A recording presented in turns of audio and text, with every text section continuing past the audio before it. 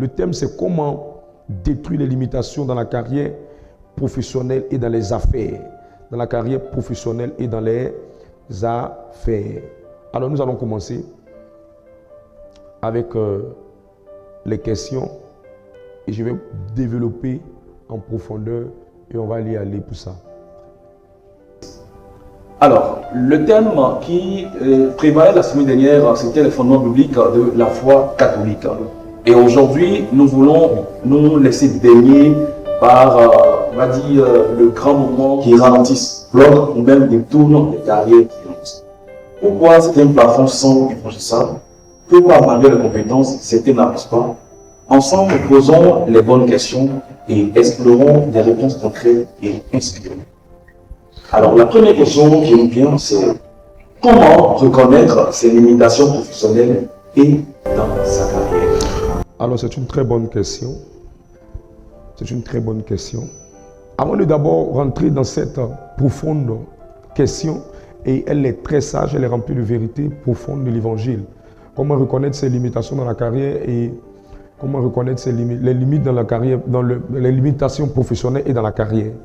Alors, avant de commencer à rentrer dans cette profonde thématique, je vais aider beaucoup de personnes à comprendre le but pour lequel Dieu veut que les gens paissent. Quand vous ne connaissez pas le but de quelque chose, vous allez faire erreur dans beaucoup de choses que vous faites. C'est pour ça que quelqu'un peut prendre des médicaments, mais comme il ne connaît pas le but pour lequel on utilise le médicament, ça peut être un bon médicament, mais ça ne vient pas traiter sa maladie. Donc, toute chose est faite pour un but. Toute chose est faite pour une mission. La Bible dit en Proverbe, chapitre 16, verset 3, que Dieu fait toute chose pour un but. Même le diable pour le jour du malheur. Ça veut dire que tout ce que Dieu nous met dans la vie, il y a un but à ça. Dieu ne te donne pas de monter dans le monde professionnel, dans le vide. Non. Ce n'est pas parce que Dieu veut que tu puisses travailler. Ce n'est pas parce que tu dois travailler que tu travailles. Non, non, non, non. Il y a un but pour lequel Dieu a permis que tu travailles. Il y a un but pour lequel Dieu a permis que tu sois dans les affaires et que tu prospères dans les affaires, que tu perces dans les affaires. Regardez, quand on parle de percée professionnelle, Dieu veut ça pour chacun. Il veut que les gens percent. Il veut que les gens prospèrent dans le monde professionnel. Quand on parle de percée, c'est qu'il y a une barrière que vous avez percée, qu'il y a une barrière que vous avez enlevée, qu'il y a une barrière que vous avez surmontée dans le cadre de votre vie professionnelle. Et en règle générale, ce qui fait que les gens ne s'en sortent pas dans le monde professionnel, c'est parce que souvent eux-mêmes, ils ne savent pas le but. Ils ne savent pas. Ils sont là-bas, je vais avoir l'argent, je vais avoir le travail, je vais avoir ceci, je vais avoir cela, je vais avoir cela. Mais est-ce que tu connais le but pour lequel Dieu t'envoie? Et cela me permet d'ouvrir aussi la lucarne. Mais le monde professionnel, le monde de la carrière, quel est le lien avec moi qui passe un concours, un examen? Non. En fait, le but pour lequel tu passes un concours, c'est pour que demain tu puisses percer dans le monde professionnel.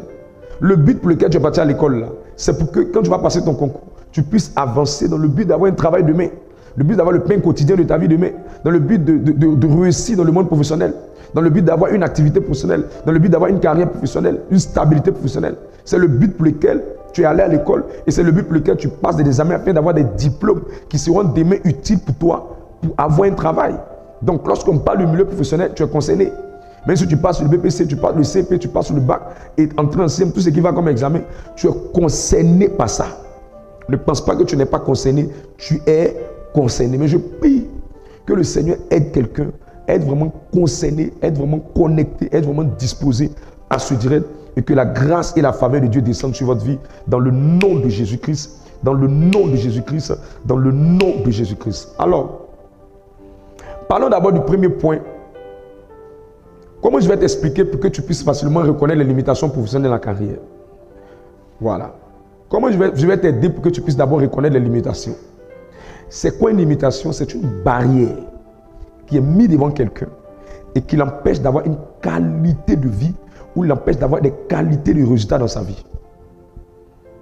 En règle générale, lorsqu'il y a une limite, lorsqu'il y a une limitation, c'est comme une limite, c'est comme une muraille, c'est comme un seuil, c'est comme quelque chose qui est fixé au devant de toi et qui n'arrive pas à se déplacer et qui te maintient dans les mêmes conditions depuis longtemps. Mais tiens-toi bien, le contraire de la limitation, c'est la percée. Donc quand vous voyez quelqu'un qui perce, c'est qu'il a brisé une limite. Quand vous voyez quelqu'un qui s'en sort, qui prospère dans sa carrière, qui avance dans sa carrière, un bon emploi, un bon revenu, et quelqu'un qui s'en sort, qui bouge dans le monde professionnel, c'est qu'il a percé une limite. Quelle limite? S'il est dans les affaires, c'est la limite selon laquelle personne ne peut avoir une certaine stabilité dans les affaires. Quand il s'agit du monde professionnel, c'est une limite selon laquelle c'est difficile de trouver facilement le travail et d'avoir un bon revenu et d'avoir un bon salaire. Et comme c'est difficile pour le commun des mortels, celui qui s'en sort, on dit qu'il pèse professionnellement. C'est aussi un moyen quand quelqu'un pèse professionnellement, c'est quelqu'un qui a une position remarquable dans la société. C'est quelqu'un qui a un positionnement stratégique dans sa carrière, dans ses affaires. C'est quelqu'un qui brille dans le monde professionnel. C'est quelqu'un qui, dans le monde du travail, il est à l'aise, il est en paix. Il gagne son pain, il arrive à se réaliser, il arrive à se bâtir, il arrive à assurer une carrière professionnelle. Il n'est pas en train d'avancer en dents de scie. Non, il est posé. Il est posé. Il est posé. Et généralement, ce qui nous amène, c'est que le nœud même du monde professionnel, c'est quoi? Le nœud du monde professionnel, c'est l'argent.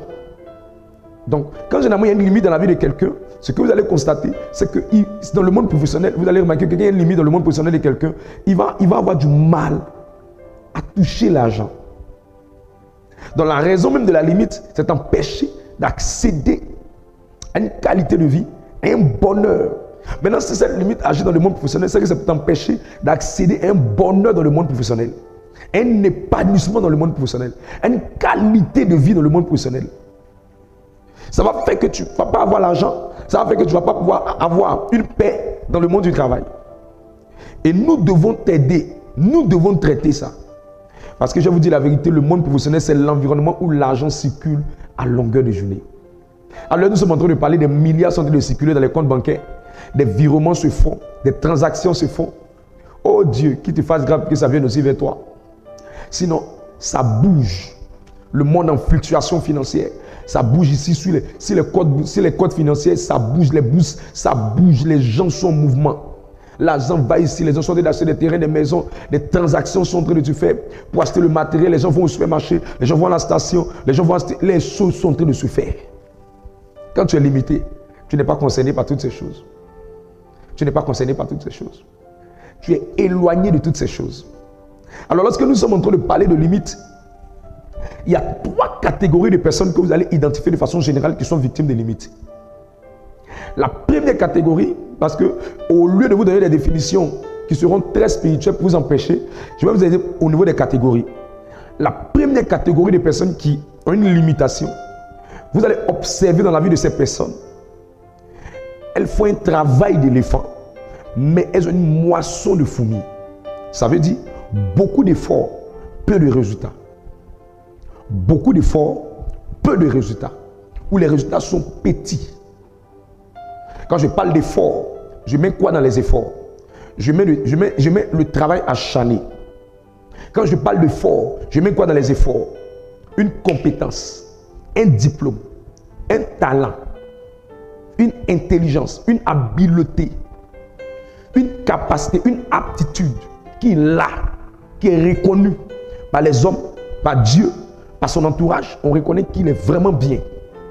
Mais les résultats qu'il obtient dans sa vie, elles sont minimes. C'est une limite. Gros diplôme, travail de fourmi, c'est une limite. C'est le premier groupe de personnes que vous allez voir dans la société.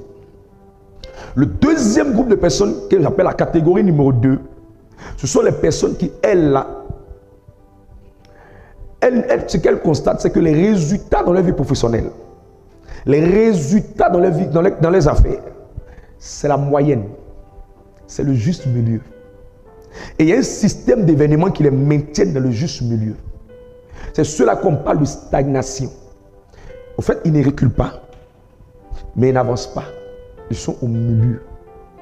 Vous allez voir les gens, ce type de personnes, vous allez constater qu'ils peuvent travailler, mais c'est toujours le même seuil. C'est toujours le même niveau. Pas plus, pas moins. C'est le même niveau.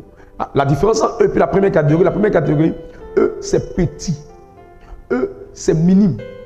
Mais la deuxième catégorie, eux, c'est moyen, c'est juste.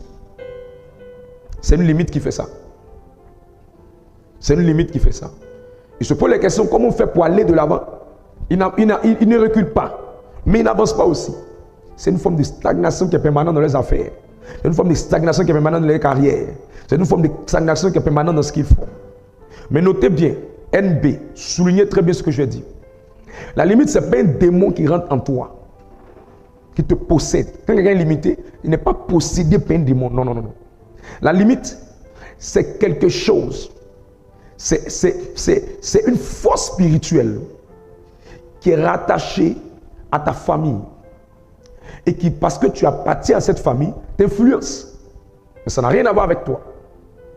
La preuve, c'est que celui qui est dans la catégorie numéro 1, il fait les efforts. Il fait les efforts.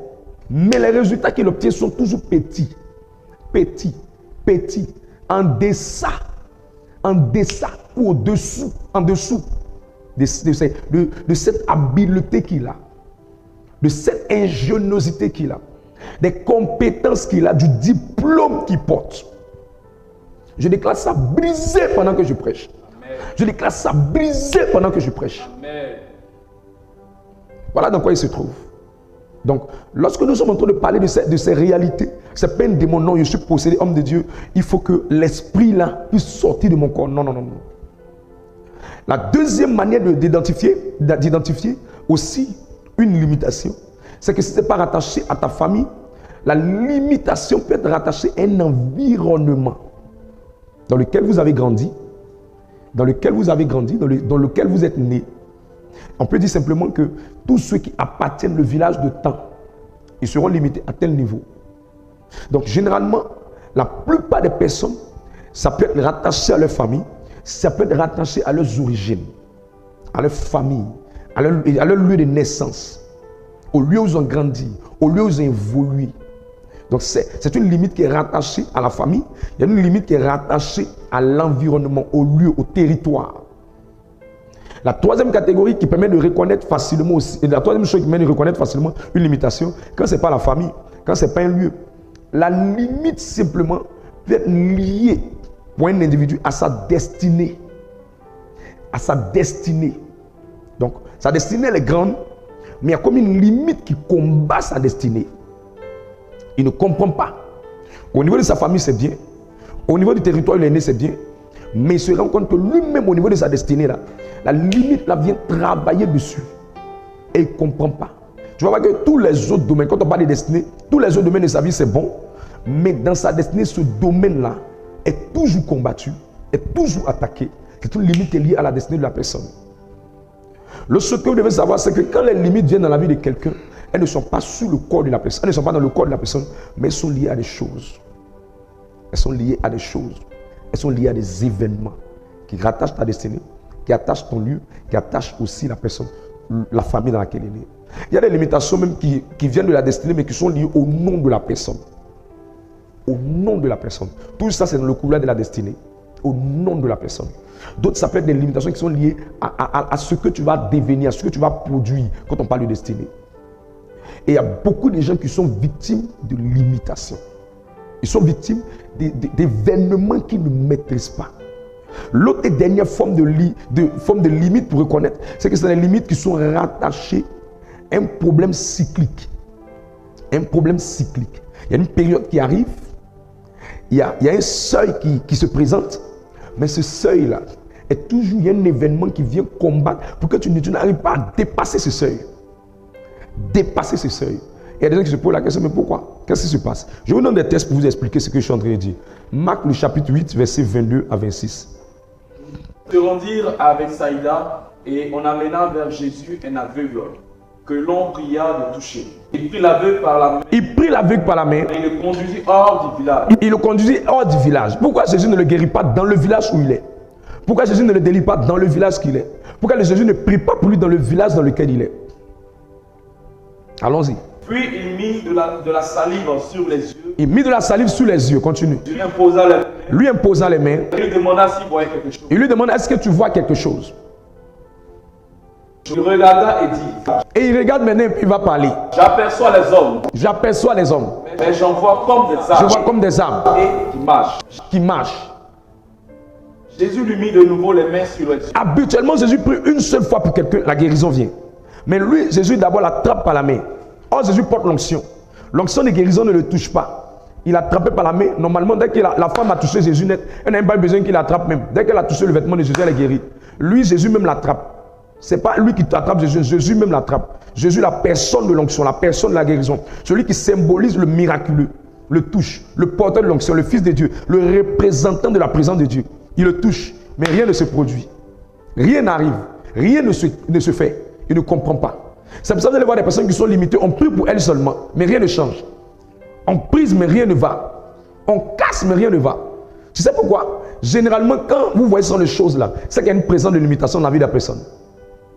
Et généralement, cette limite-là, vous allez comprendre par la suite, quand on va lire le test, d'où ça vient, où c'était orienté, où c'était posé, quel était le problème véritable de cette limitation. Parce qu'on prie pour ces personnes, ça bouge.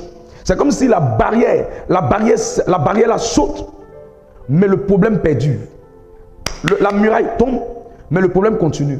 Mais normalement, si la muraille tombe, il doit accéder à la qualité de vie qu'il doit avoir. C'est simplement parce que les branches sont tombées, mais la racine est encore là. La muraille est tombée, mais la fondation est encore toujours là. Et d'où était cette fondation? Malgré que Jésus a prié pour lui de nouveau. Normalement, quand Jésus prie, il doit avoir les guérisons, mais il prie, mais il voit toujours le même problème. Allons-y encore. Et quand l'aveugle regarda fixement, il fut guéri et vit tout distinctement. Il s'est mené, il va être guéri. À 2 à 3 reprises, il n'a pas été guéri. À 3e reprise, par la grâce du Seigneur, il a été guéri. Alors Jésus le renvoya dans sa maison en disant, n'entre pas au village. Jésus va lui dire, n'entre pas au village. Donc, Jésus s'est rendu compte que la racine de la limitation de ce dernier venait de son village. Limitation liée au territoire, limitation liée à l'environnement. Il y a des gens qui habitent des quartiers, il y a une limite dans ce quartier, la limite influence leur vie. Il y a des gens qui viennent d'un village, mais leur vraie nature, leur vraie origine vient de ce village. Alors le village les influence. Jésus leur dit, ne rentre pas dans le village. Ce n'est pas le village physique. Hein. Derrière village, il y a village. Il s'agit du village spirituel. Vous voyez un peu? Donc lorsqu'il y a une limite dans la vie de quelqu'un, c'est comme une forme de restriction. C'est comme une forme d'interdiction d'accéder à quelque chose. On s'arrête à ce niveau, comme une forme de restriction. C'est comme une pierre d'achoppement. Ça peut être un cercle qui est placé autour de la personne et limite cette personne et elle ne peut pas atteindre la qualité de vie auquel elle veut accéder. Une limitation, c'est quelque chose qui vous fait garder qui vous garde longtemps au même niveau, dans les mêmes conditions, dans les mêmes choses. Dans les mêmes choses. Et la dernière catégorie de personnes qui sont victimes de limitations, elles avancent. Mais c'est qu'elles n'arrivent pas à comprendre pourquoi. C'est que les efforts qu'elles ont fournis pour avancer, elles reviennent derrière. Donc 2 pas en avant, mais elles font pratiquement 5 pas en arrière. Et c'est des événements qui les ramènent dans ça. Si on n'ouvre pas leurs yeux spirituels pour les enseigner, ils vont avoir dit c'est la vie. Alors que c'est produit 1 fois, c'est produit 2 fois, et c'est produit 3 fois. Attention. Jésus a prié pour lui. Première fois, il a attrapé. Rien. Deuxième fois, il dit, il voit. Et puis, c'est qu'il voit, il voit Ab qui marche. Ah, c'est quoi ça? Ab qui marche. Le gars avait un problème quelque part. C'était une limite qui le fatiguait. Donc, quand c'est comme ça, la qualité de la vie de la personne, on va dire toujours cette personne a son passé. Son passé. Et ce qu'il constate, c'est qu'il se rend compte que son passé est meilleur que son présent. Hier était bien, mais les problèmes qu'il a rencontrés l'ont fait comme si hier là même, il n'a rien vécu d'extraordinaire. Et c'est le monde professionnel. Ce sont les gens qui ne comprennent pas pourquoi. Elles travaillent ici, après on les chasse, elles vont ici, après elles quittent ici, après elles vont ici, après elles quittent ici, elles vont ici, après elles quittent ici. Au fait, elles se rendent compte qu'elles sont en train d'aller de bas en bas, de frustration en frustration. Ce sont les 3 catégories de personnes. Tout ce qui va après, les différents signes qu'on donne, tourne autour de ces 3 catégories de personnes. Jésus-Christ est mort à la croix pour nous. Il a payé le prix par son sang. Il a payé le prix par l'œuvre de la croix. Mais ce qu'il a fait dans le spirituel, nous devons te montrer la révélation pour que le spirituel se manifeste dans le physique. Parce que quelqu'un peut avoir une voiture sans avoir de permis. De même, quelqu'un peut avoir un permis sans avoir une voiture. Ça veut dire que ce n'est pas parce que c'est fait dans le spirituel que ça sera forcément évident dans le physique. La preuve, Jésus a libéré son sang pour nous. Mais on continue de manger la communion, le sang de Christ. On continue de manger le corps de Christ. Normalement, il a déjà donné son corps 1 fois. Il a déjà donné son sang 1 fois. On devait boire ça et puis se contenter de ça. Mais pourquoi on refait? On refait dans le signe de se remémorer la chose afin que tout ce qui est comme incident, accident, événement négatif, maléfique, malédiction, ne puisse pas avoir encore de l'effet sur nous, sur notre sang, sur notre âme, sur notre esprit, dans le but de rendre effective ce qu'il a fait dans le spirituel, rendre ça matériel. Voilà les signes qui permettent à quelqu'un de reconnaître ça dans sa carrière. Tu travailles quelque part, tu te rends compte qu'on choisit les choses dont on ne te choisit pas. Et tu te rends compte qu'après tu reviens derrière, c'est le signe qu'il y a une limitation quelque part. Tu es en train de chercher du travail, tu te rends compte qu'on t'appelle, mais il n'y a rien qui se concrétise. Il y a une limitation. Et quand tu vas faire les entretiens, tout le monde dit que tu es intelligent, tout le monde dit que tu es brillant. Mais les résultats qui viennent, c'est des résultats minimes. Attention, il y a un problème de limitation. Donc quand vous commencez à remarquer les limitations, il y a des choses que vous devez commencer à savoir. Alors nous allons passer à autre chose. Allons-y. Papa, avant de passer à cette deuxième question, j'aimerais savoir, est-ce que moi je limite Dieu dans mes attentes et dans ses actions? Est-ce que je limite Dieu? Est-ce que je limite Dieu dans ma pensée et dans mes attentes par rapport au développement que je viens de faire? Je juste faire l'affaire. Ok. Très bien. Généralement, je pense que cette question, elle serait je peux donner un additif à ça, mais elle va nous faire entrer rapidement dans le cœur du message. Au fait, c'est pour dire que Dieu est capable de tout. Nous ne devons pas limiter Dieu. Non, Dieu est fort. Dieu est capable de tout. Dieu peut tout. Le fait de reconnaître que tu as une limite ne veut pas dire que tu limites Dieu. Non, ce n'est pas Dieu qui est limité. C'est toi qui es limite dans ta vie. Ce n'est pas le flux de guérison de Jésus qui était le problème. Mais c'était la limite qui est dans la vie de cette personne qui faisait obstacle au flux de guérison, au mouvement de guérison, à l'écoulement de la guérison. Sinon, il était toujours le Messie, il était toujours le Tout-Puissant. Mais il y avait comme quelque chose dans la vie de cette personne, extérieur à sa vie, qui était lié à son village, lié à son territoire, qui influençait sa vie. Le problème n'était pas le problème de Jésus. Le problème n'était pas lié à la puissance de Jésus, à la force de Jésus. Non. Nous croyons que Jésus est capable de faire. La preuve, si on ne croyait pas, on ne prêcherait pas. Parce qu'après le message, la prière qu'on fait, c'est au nom de Jésus qu'on le fait. On ne le fait pas au nom d'un homme, on ne le fait pas au nom d'un modérateur, on fait au nom de Jésus.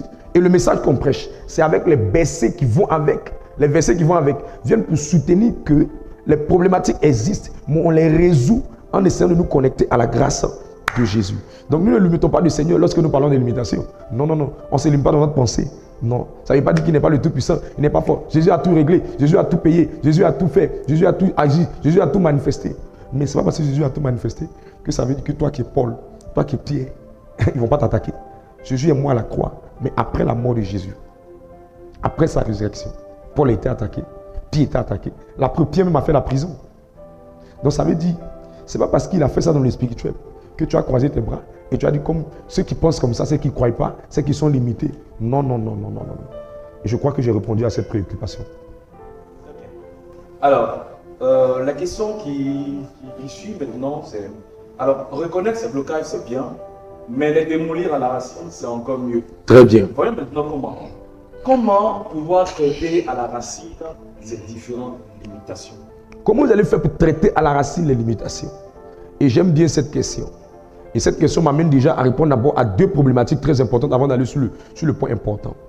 Vous savez, Dieu qui est là, il veut que ses enfants, en Jean 10, verset 10, le voleur ne vient que pour dérober, égorger et tuer. Moi, je suis venu afin que les brebis aient la vie et qu'elles soient dans l'abondance. Mes amis, la volonté parfaite de Dieu pour nous, c'est l'abondance. Maintenant, le contraire de l'abondance, c'est quoi? C'est la limitation. C'est la limitation. C'est la limitation. Sinon, on peut laisser les gens comme ça. On peut laisser les gens comme ça. Mais Dieu le dit. Lui-même, il savait qu'il allait mourir à la croix. Mais il dit, moi, je suis venu pour que vous ayez l'abondance. Mais il y aura quelqu'un qui va venir voler. Il y aura quelqu'un qui va venir dérober. Il y aura quelqu'un qui va venir égorger. Il y aura quelqu'un qui va venir vous détruire. Généralement, lui, sa mission, là, c'est de vous limiter. Il vous vole pour vous limiter. Il vous détruit pour vous limiter. Il vous égorge pour vous limiter. Mais moi, je ne suis pas venu pour faire ça. Je suis venu pour vous donner la vie. À la place de la mort. Et puis, je suis venu pour que vous ayez l'abondance. L'abondance, ça, c'est quoi? Il y a d'autres versions même qui parlent de surabondance. C'est quoi? C'est beaucoup d'argent. Un travail où tu es épanoui. Où tu es quoi là? Le mot qui va avec abondance, c'est être comblé.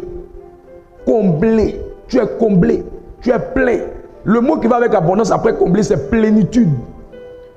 Le mot qui va avec abondance, c'est débordement. Dieu veut que tu débordes. Mais si ton argent est juste, Si dans ta carrière, tout ce que tu reçois, c'est juste. Si les opportunités qui viennent sur toi, c'est juste. Si ce n'est pas juste, c'est que c'est petit.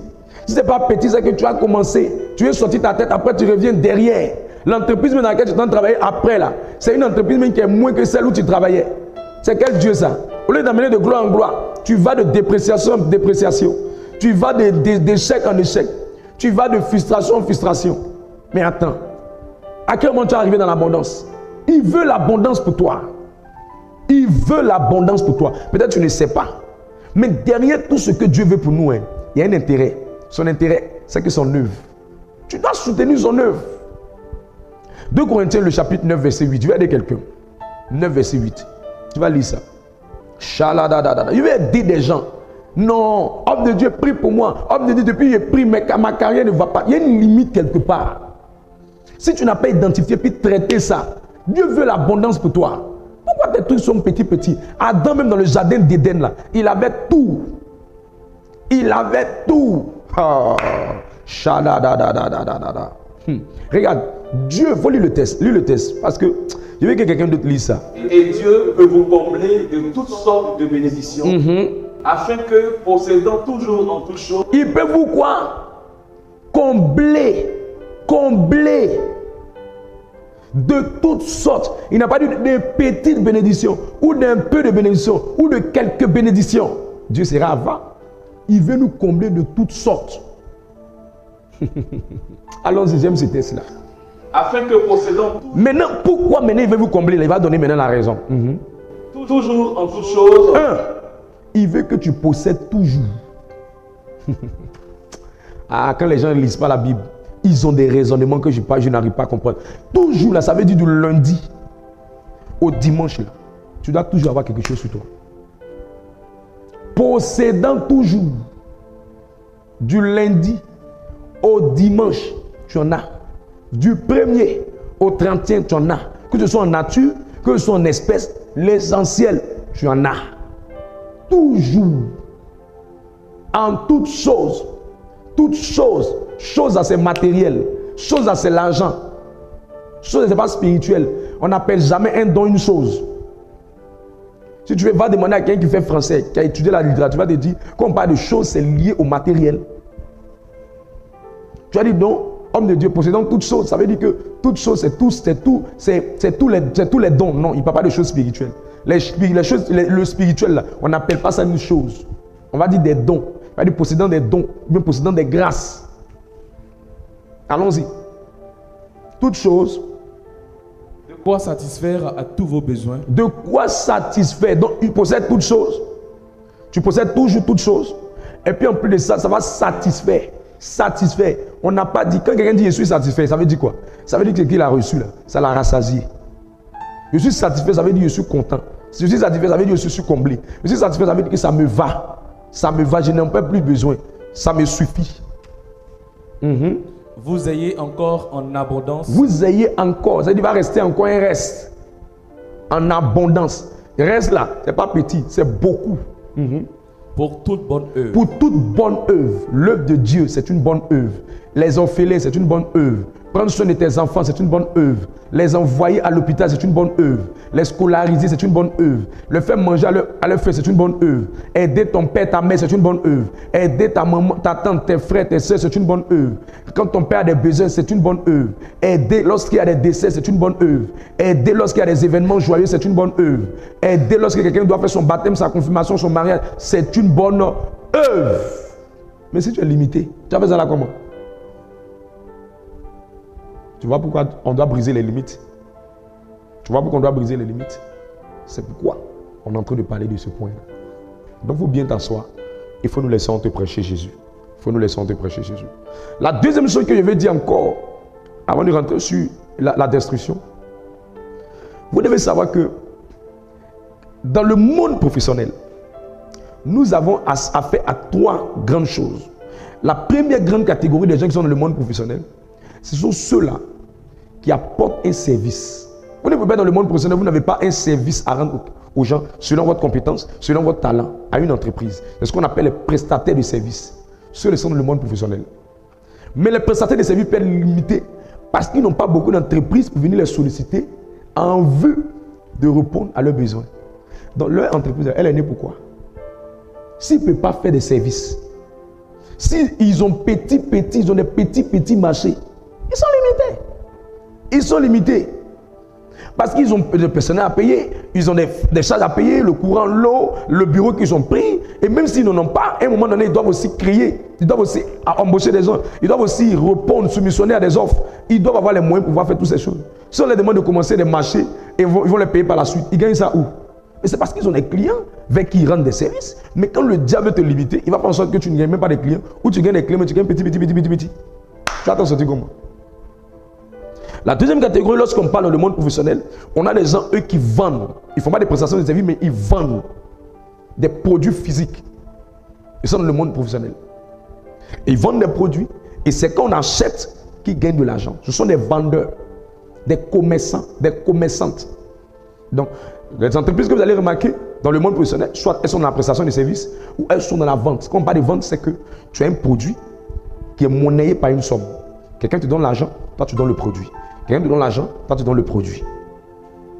Quand le diable te limiter, là, il va faire en sorte que toi tu as le produit, mais ça pourrit dans tes mains. Donc le but pour lequel le produit est né dans ta main, c'est pourquoi. Et toi tu as dit à une personne comme ça, il faut persévérer. Attends, patient. Il s'en sort comment? Il ne fallait pas que son entreprise existe. Il ne fallait pas que son commerce existe. Il ne fallait pas que sa vente existe. La troisième catégorie, ce sont ceux-là même qui, eux, ont un don, un talent, un diplôme. Et ce diplôme-là, ils mettent ça au service d'une entreprise. Ceux-là, on les appelle les employés. Et ceux-là, pour arriver à ça, ils passent des concours, ils passent des examens, ils demandent du travail. Maintenant, le Notre Père dit quoi? Donne-nous aujourd'hui notre pain de ce jour. Il aura son pain comment? S'il n'a pas même le salaire du jour. Maintenant, toi, tu dis non, il n'a qu'à. Tu lui demandes de s'asseoir et de raisonner, de réfléchir et de pleurer et d'attraper son courage à deux mains. Il s'en sort comment? Tu vas lui donner à manger. Tu vas t'occuper de lui. Quand ses enfants seront malades, tu vas venir l'aider. Non. Donc, il est nécessaire pour lui qui veut rentrer dans le monde professionnel. Il est nécessaire pour celui qui veut entrer dans le monde du travail d'être embauché. Mais quand tu es limité, tu postules, on ne t'appelle pas. Tu fais comment? Quand on ne t'appelle pas maintenant, tu postules là. Tu dis non, tu vas passer un concours maintenant dans le but de pouvoir au moins travailler à la fonction publique. Tu passes concours aussi, ça ne marche pas. Tu dis non, tu ne veux plus faire concours, tu vas essayer maintenant aussi de faire des tests. Les tests que tu fais aussi, tu échoues à plusieurs reprises. C'est quoi le problème? On doit parler de ça. On va te laisser comme ça, tu vas t'asseoir. Non, j'ai attrapé mon cœur. Tu attrapes ton cœur, mais mes amis, le monde dans lequel on est plus comme avant. Tout est payant. Tout est cher. La vie n'est plus comme avant. Et nous devons t'aider. Jésus t'aime, mais il veut ton bonheur. Deutéronome 7, verset 13. Il t'aimera. Il t'aimera. Il te bénira. Il te bénira. Il te multipliera. Et te multipliera. Quand Dieu t'aime, là, il te bénit, il te multiplie. Continue. Il bénira le fruit de tes entrailles. Le fruit, là, il va tout faire pour que tu aies du fruit. Tu aies du fruit. Continue. Et le fruit de ton sol. Il va tout faire pour que tu aies le fruit de ton sol. Ton blé. Ton blé. Ton mou. Ton mou. Et ton huile. Et ton huile. Les portées de ton gros. Les portées de ton gros. Et de ton menu bétail. Et de ton menu bétail. Dans le pays qu'il a juré à tes pères. À tes pères de te donner. C'est pour ça. On doit briser les limites. On doit détruire ça. Sinon, tu t'en sors comment? Dieu dit qu'il t'aime, il te bénit. Et il te bénit financièrement, professionnellement dans tes affaires. Il ne te bénit pas dans une seule affaire. Affaire d'huile, affaire de blé, affaire de mou, affaire de sol. Il bénit toutes les activités que tu entreprends. Tu n'as pas accepté un Dieu comme ça. Tu ne l'as pas accepté en vain. Ce n'est pas au ciel, c'est sur la terre d'abord. Donc tu dois t'en sortir. Quand quelqu'un s'en sort et qui n'est pas limité dans le monde professionnel, on le voit comme un responsable. Mais quand il ne s'en sort pas, on le voit comme un vagabond. Un homme de rien. Même quand il vient dire aux gens, Jésus est puissant, il dit, oh, laisse-moi, faut nous arrêter à tes trucs là. On le sent responsable, on le sent adulte, apte à se marier. Et tout beau-père sera très content de voir un tel beau-fils. Voilà. Et toute belle femme sera contente d'avoir un tel mari. Donc un sujet comme ça, là, on ne doit pas plaisanter avec ça. On doit s'asseoir pour aider nos frères, pour aider nos soeurs à rentrer dans le monde professionnel. Et c'est pour ça que ce sujet-là est là. Mais on ne rentre pas parce qu'on est fort. On doit détruire les limites. Quand les limites sont brisées, depuis les racines, tu ne comprends pas. On n'a jamais dit qu'Adam a lutté pour avoir travail. La Bible que Dieu l'a béni et Dieu lui a dit, tu vas avoir le travail. Tu parles de quoi? Même Noé. Et il dit Noé, même Caïn. Ce matin, je lisais un texte qui m'a marqué. Caïn. Les gens ne connaissent pas Caïn. Chadadada. Genèse le chapitre 4. Vous allez voir quelque chose sur Caïn. À partir du verset 15. L'Éternel le dit. Si quelqu'un tuait Caïn, Caïn serait vengé 7 fois. Et l'Éternel mit un signe sur Caïn pour que quiconque le trouverait ne le tuât point. Puis Caïn s'éloigna de la face de l'Éternel et habita dans la terre de Nod, à l'orient d'Éden. À l'orient d'Éden. Un gars que Dieu a maudit. Que Dieu a maudit. Et après Dieu dit de ne pas le toucher, de ne pas lui faire du mal. Je l'ai maudit déjà, il a dit assez de problèmes. Ne le touchez pas encore pour augmenter ses problèmes. Un gars que Dieu lui-même a maudit. Regardez ce qu'il va faire par la suite. Verset suivant. Caïn connut sa femme. Caïn connut sa femme. Un gars que Dieu a maudit, il a eu femme. Fais attention. Hein. Fais attention à ton affaire, tu es limité là. Fais attention. Continue. Elle conçut et enfanta Enoch. Elle conçut et enfanta Enoch. Continue.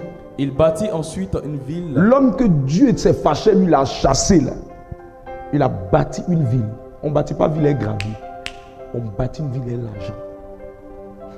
C'est-à-dire que même quand Dieu même est fâché toi, il ne veut pas te laisser durer dans la limitation. Le gars a construit une ville. Quand j'ai vu ça, j'ai dit il faut que je termine ma vie, il faut qu'il y ait une ville. On doit avoir une cité. Tu ne vas pas t'asseoir là, tu vas dire non, je suis là, ça va venir. Tu parles de quoi? On doit t'enseigner. Tous les vendredis, je te dis, il faut prendre tes dispositions, il faut être assis. Il ne faut même pas manquer un vendredi.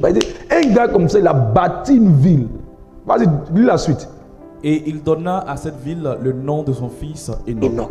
Ah, je vois bientôt ta ville qui va arriver dans le nom de Jésus. Je vois ta ville qui va arriver dans le nom de Jésus. Oh, yes. Dieu veut ça pour nous. Tu penses que quelqu'un qui est limité peut faire ville? Il va cotiser. Et quand le montant est d'arriver un bon montant de funérailles vient mélanger sa chose. Tu ne peux pas t'asseoir et ne pas chercher à traiter les limites. Ah. Aïe, aïe, aïe, aïe, aïe, aïe, aïe. C'est pour ça, même quand quelqu'un, Dieu est fâché avec quelqu'un, Dieu ne veut pas que la personne soit limitée. Il se fâche. Mais après, il dit, faites miséricorde à cette personne. C'est pour ça après, il dit, ne le touchez pas. C'est vrai qu'il a tué son frère. C'est vrai, on le punit un peu. Les gens vont truc, il va souffrir un peu, il sera vagabond un peu. Mais après, on va laisser. Dieu ne peut pas laisser quelqu'un longtemps. Tu peux pas être longtemps dans les limites. Tu habites chez ta petite soeur. Tu habites dans la maison de tes parents pendant longtemps. Ton âge augmente. Lui-même, Dieu s'est fâché, lui là. Il a construit cité. Tu es limité quelque part. On doit traiter ce problème. On doit traiter ça à la racine. Comment on arrive à traiter ce problème? Quelles sont les choses qu'il faut faire pour traiter le problème de la limitation? Vous devez savoir que tout problème est d'abord spirituel avant d'être physique. La vie n'est pas d'abord physique, la vie est d'abord spirituelle. Si le spirituel n'est pas traité, le physique ne peut rien faire. C'est pour ça qu'on traite d'abord le problème sur le plan spirituel avant de le traiter sur le plan physique. La limitation, il y a plusieurs formes de limitation, mais la limitation est d'abord spirituelle avant d'être physique. Et il y a un certain nombre de choses que je dois enseigner pour t'aider à sortir de la limite. Prépare-toi vendredi prochain. Yes. Mets toutes les questions que tu as dans le monde professionnel là. Tu envoies ça au numéro qui va s'afficher. Les numéros qui vont s'afficher, le WhatsApp. Tu envoies. Pose les questions. Ce que tu rencontres dans le monde du travail. Qu'est-ce qui fait que tu passes des concours, ça ne marche pas? Qu'est-ce qui fait que tu passes des examens, ça ne marche pas? Comment on peut t'aider à traiter ça? Demain et vendredi, prochain, c'est un thème que je prends le temps de faire asseoir la base avec une atmosphère forte. Dieu nous a aidés par sa grâce, mais il y a des secrets qu'on a compris. Les gens disent non, toi là c'est la grâce. Les gens font rire. Même la grâce, si tu ne la développes pas, si tu ne la traites pas, si tu ne l'améliores pas, elle ne grandit pas. La grâce a aussi des clés. Si tu ne fais pas, tu ne peux pas. Paul a dit quoi? Il dit la grâce envers moi n'a pas été vaine. Mais loin de là, j'ai travaillé plus que tout. Ça veut dire que la grâce était là, mais elle a travaillé. La grâce sans effort, c'est bruit. La grâce sans effort, ça te fait monter, puis après tu descends comme ping-pong. Il ne veut pas que tu arrives à ça. Alors c'est vrai que Dieu nous fait grâce. C'est vrai que Dieu fait grâce à ses enfants. C'est vrai que Dieu fait miséricorde. Mais il y a des choses à connaître. Il y a des choses à développer. Rendez-vous vendredi prochain.